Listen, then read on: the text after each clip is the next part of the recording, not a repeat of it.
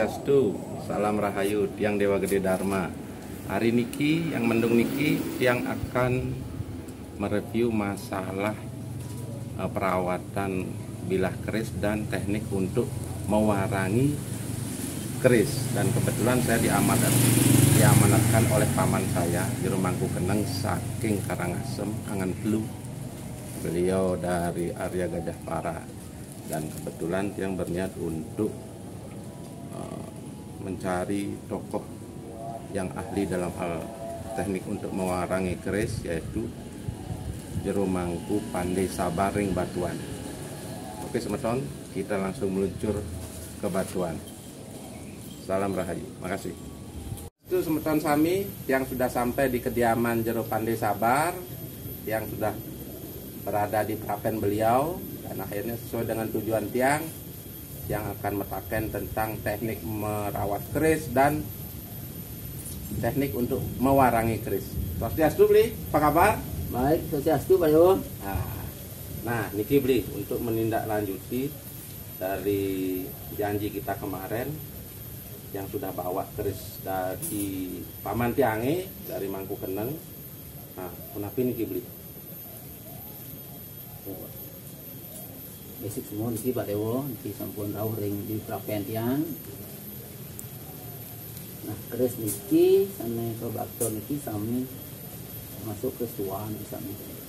Nah, sebelum tong taken keris niki rencananya jadi napi niki. Dibersihkan itu beli. Nggih, sebelum niki yang ngantur niki nganyutin kendang niki metaken niki tiang keris niki keris pusaka napi keris agaman utawi memang sekedar hias-hiasan di rumah niki kan. Soalnya dalam tiang melakukan pencucian keris, kalau keris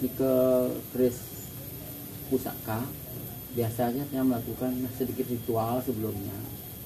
Oh, berarti wonten bedanya di kebelia antara keris A, B atau C kan nggih? Nggih, niku biasanya beda nih. Nah, coba diterangkan dulu, makin dulu. Niki tamian niki, coba diterangkan dulu. Niki biasanya nggih. Seperti pengalaman tiang mewarang keris atau ingin buat keris.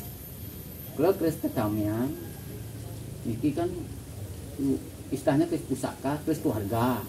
Udah sering diberikan sesajen, kadang-kadang upacara tiap bulan anak diberikan sesajen, upacara dengan segala bentuk sesuai dengan karib lokal masing-masing kan nggih. Nah, sepatutnya sedurung mriki kena ragon ki perken kerisnya akan melindungi keluarga dari niskala. Kalau skala sudah ampun niki kan ini niki. Nah, ragon ke patut dumun sunyang dumun utawi lingyang dumun ring. Nah, senista nika Canang Sari. Yang dados nika ring nadak Sinop Jati misiki kan. Mangda sedurung keris niki kebersihan manda ide melinggih dengan ring di Pejati. Nah, selama proses bersihkan. Oh, gitu. Nah kebetulan niki sampun, berarti tadi itu sastra tentang keris tetamian dan kenten dia. Kalau nanti untuk keris biasa kenten tidak perlu gitu beli ya. Kalau keris agama nika biasa nika, karena nika keris nika tidak. Ya kalau kita percaya nih ada isinya, ada apa nanti kok masih bisa diperjualbelikan. Namanya keris agama, skematika atau keris souvenir. Nah, beda nih kan. Oh, siap. Kalau seandainya niki belum, yang bentar niki prapen ya sebelum niki yang pasti yang sunyang kan umum. Oh, pacar air niki. Habis niki yang penak malih. Nanti kalau udah bersih, niki kan ibaratnya niki apa namanya ruang kamar gitu. Iya. Pasti kerisnya ada penghuni. Kalau ini udah kotor, mungkin penghuninya ya tidak mau. Kadang-kadang dia mengganggu. Kadang-kadang niki. Nah, biasa yang sunyang, habis itu udah bersih, kita panggil kembali. Oke, dengan tenang pemenak. Gitu. Kalau di rumah nanti sudah selesai, dia mohon itu. Nanti biar keris itu mulia kembali. Gitu. Oh, berarti semeton sareng sami berarti begitu tingginya nilai dari keris bahwa sebelum dicuci ada tata cara untuk mengupacarai. Jadi singkat cerita mungkin sebelum diambil, dikerjakan keris ini sarang jero pande akan distanakan atau dilinggihkan di suatu tempat suci. Setelah selesai lagi diupacarai untuk dikembalikan. Sedemikian luhurnya penghormatan kami terhadap keris tetamian atau keris pusaka. Nah, mungkin Bri yang tanya niki cara secara ringkas untuk merawat keris. Nggih, niki yang runing secara ringkas Ringkas mantes nggih. Memang keris nika beda niki, biasanya kita untuk merawat niki memang kita cukup dilumuri minyak ini untuk merawat niki nggih. Nggih. Nah, kalau di Bali raga niki kan ada istilahnya ngwangsuh. Kalau Jawa istilahnya jamasan bulan suruh. Nah, wangsuh niki cuma raga niki nyiram pakai air suci dan habis itu diminyakin baru cara. Kalau untuk nguarangin, kalau keris kotor seperti keris niki, kita dragon kan munculin pamor keris. Karena nanti kalau kita niki membicarakan keris nggih, yang utama kita bicarakan pasti pamor. Kalau pedang ketajamannya. Kalau tombak umumnya runcingnya. Nah, maka ini kalau keris kotor berarti kan ini tidak ada pamor. Berarti kalau istilahnya di masyarakat ada istilahnya sesengak, oh itu pamornya udah hilang, tidak ada yang ngugu, masih tidak ada cara apa ngomong gitu. Itu pun itu. Keris kan juga begitu. Kalau keris ini kotor, berarti kan apa yang kita bicarakan? Cuma kita lihat benar, oh cuma benar karam. Karena pamor itu adalah kalau keris ini pusaka mungkin yang dibuat dari leluhur, mungkin itu dia sebelumnya udah kesepakatan dengan ritual tertentu antara pandai dan sempat waktu nempat dia udah mau masukkan jiwanya ke keris itu, apa yang dia maui nanti biar ada gambarnya sedikit gambarannya ada masuk ke kerisnya itu. Berarti pola pamor niki memang harus terus terlihat dan kita rawat dan dia supaya sinarnya keluar terus nih kurang lebih ya. Iya, niki kan kalau udah pamor niki kayaknya pamor itu cahaya yang menyinari kita pemiliknya sama. Kalau tertutup siapa menyinari itu konteknya niki. Padam niki. Kadang-kadang mungkin pada lihat pernah dengar ada yang bertanya ke tempat orang pintar, oh keris ini menggoda, membuat orang gini-gini, ada semacam gitu kan. Nah, sepanjang pernah yang lakukan, niki ada berapa keris pernah yang perbaiki, ada dari psikotnya rusak, mungkin ada beberapa orang pintar yang bilang, oh keris ini yang menyebabkan keluarga anda begini, ya kan? Setelah diwasmi yang pasti yang cek lagi dengan psikotan sesuai dengan apa yang pernah yang agama pandai, apa yang pernah yang pelajari. Nah, sejak itu memang ada perubahannya. Menurut yang punya bukan yang harus menanya langsung orangnya ada Belanda. Nah, rikelah pernah di Padang ke kerisnya kadang-kadang ada orang pintar, oh ini kerisnya jelek, tidak boleh dipelihara, harus dibuang gitu biasanya. Kalau dia udah ke sini pasti dia kasih tahu ngapain dibuang, sepanjang saya perbaiki. Karena keris yang ada banyak ini kalau memang kita bicarakan itu memang semua bikin pandai gitu ya. Kontek entah itu bikin pandai. Tapi kan kita belum tahu apa pandai yang bikin apa siapa gitu akhirnya. Kadang-kadang keris yang bagus, ukuran bagus biasanya dilakukan oleh pandai yang udah betul-betul mengetahui dengan ajaran Dharma Kepandian. Pasti dia tidak mau menyimpang dari pasikutan, kuwup, apapun itu. Tapi kalau orang pengrajin keris, dia dia tidak akan mau belajar dia akan menyimpang dari Dharma Kepandian. Asal bikin-bikin. Makanya kadang-kadang keris itu bentuknya bagus, sikutnya jelek. Karena tidak mengikuti Dharma Kepandian itu kan ada orang bisa bikin keris kan bisa memang yang seni memang kalau dia jual seni apapun bisa. Itu yang lepas. Jadi nggih sareng semeton berarti kesimpulannya dari arahan Jero Pandai tadi wajib pamor itu keris itu dalam kondisi bersih. supaya nanti sinar beliau itu bisa menerangi kita kan ya, kurang lebih begitu. Dan poin kedua yang lebih dahsyat dan masuk akal, bahwa kalau memiliki keris, usahakanlah orang yang tahu tentang sikut atau ukuran keris, karena itu sangat mempengaruhi daripada fungsi kegunaan keris itu nantinya. Jadi nanti kalau seandainya memiliki keris atau nanti menemukan keris, silakan berdiskusi dengan juru pandai supaya nanti pamornya bagus, sikutnya benar, akhirnya bisa memberikan kesejahteraan dan kegunaan terhadap sang pemakai. Kurang lebih Kendan beli dari sini ya? Iya, sesuai dengan pengalaman dan yang pernah yang lakukan gitu. Mantap, ini baru. Nah, ini Ki beli.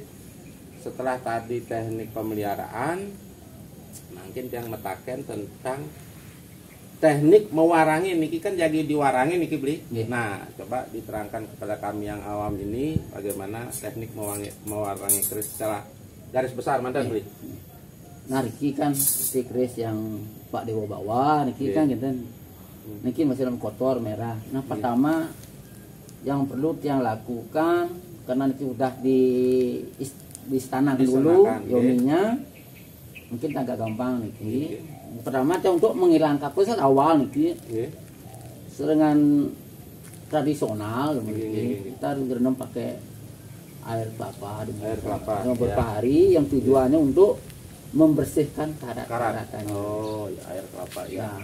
Habis nikah ada proses tahap kedua itu yang pakai campuran apa namanya itu jeruk nipis, air keras jeruk nipis dicampur dengan sabun.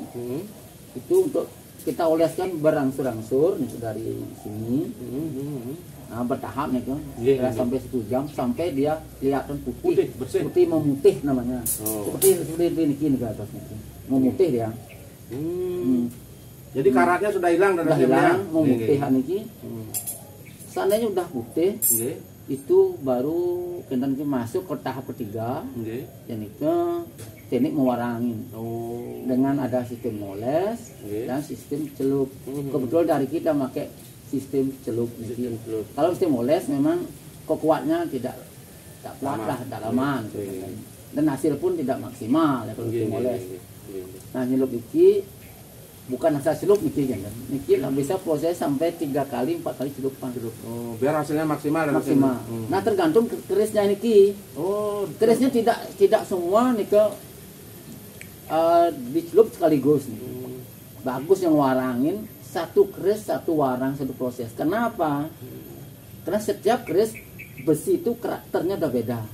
Ada yang perlu warangan mudah, ada yang kadang-kadang dia punya kawat pekat.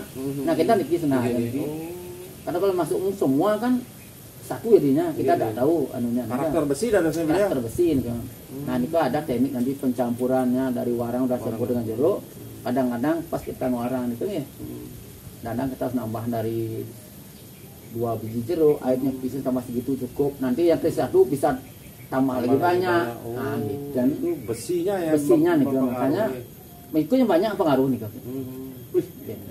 Memang kadang-kadang orang tahu ngewarang nyelup aja kesannya nyelup aja sekali. Enggak begitu dia. Ada yang warang begitu cuma ya mungkin 1 bulan dah merah lagi. Itu ada triknya gitu itu.